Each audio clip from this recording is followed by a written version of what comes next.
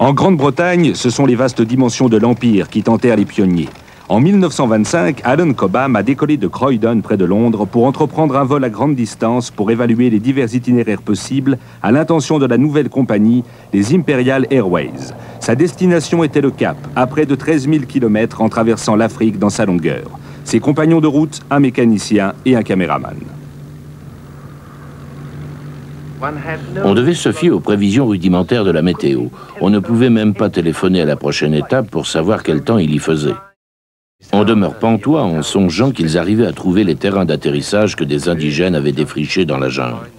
Pour cela, les pilotes se servaient d'une simple boussole. Il n'y avait évidemment pas de radar ou d'autres instruments de ce genre. Oui, une simple boussole. On pilotait en la regardant et on se disait que le terrain devait se trouver à peu près là. D'une manière ou d'une autre, on trouvait le terrain et on s'y posait. Un fonctionnaire local vous accueillait et l'avion était surveillé par ses hommes. En fait, il s'agissait de protéger l'appareil contre les incartades, toujours possibles, des animaux sauvages pendant la nuit. Il fallait les empêcher de causer des dégâts à l'avion.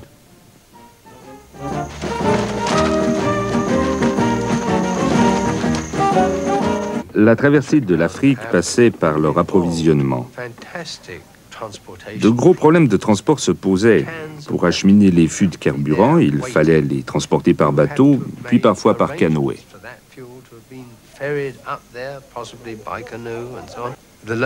Les indigènes venaient d'anier le sol avec leurs pieds pour que la piste soit assez ferme afin que mon père puisse décoller.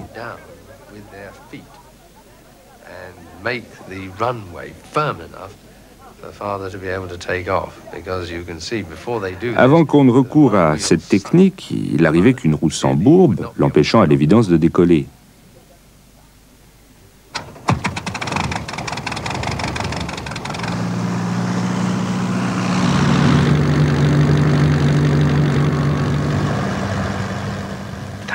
Des milliers de personnes venaient accueillir le pionnier venu d'Angleterre.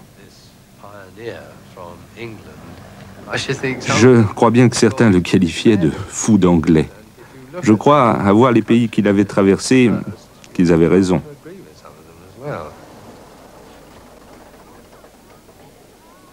Un voyage de Londres au Cap en 3 mois. Ce fut là le second vol à grande distance que réussit Cobham à travers l'Empire britannique.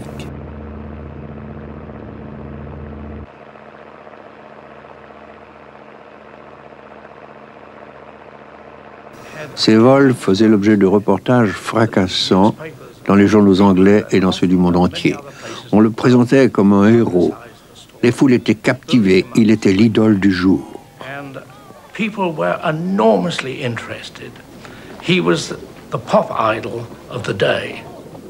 Si Cobham avait convaincu le public par ses vols épiques, encore fallait-il persuader le gouvernement britannique. Pour le convaincre, lors de son vol de retour d'Australie, il est venu présenter sa cause devant le Parlement de Westminster, après s'être posé sur la Tamise. C'est Lord Birkenhead qui a répliqué à mon vibrant plaidoyer en faveur d'un itinéraire aérien vers l'Inde réalisable immédiatement. Voici ce qu'il m'a dit. Pour l'instant, quand j'envoie une valise diplomatique en Inde, je sais que je n'aurai pas de réponse avant 2 mois. Voici que Cobham nous promet une réponse dans la semaine. La vie deviendrait insupportable. Non, nous ne voulons pas de lignes aériennes.